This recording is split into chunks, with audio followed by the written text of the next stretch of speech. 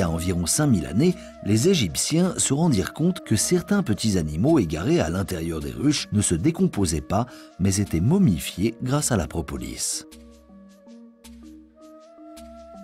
Ils utilisèrent donc ce matériau pour embaumer leurs morts.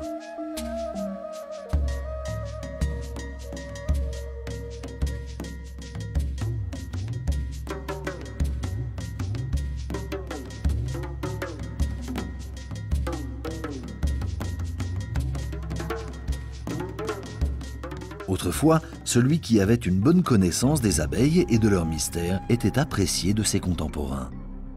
De nombreux pharaons et rois utilisèrent l'abeille comme symbole et en ornèrent leurs armes.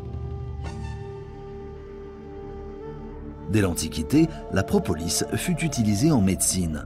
Aristote la considérait déjà comme un remède aux affections de la peau, des plaies et suppurations.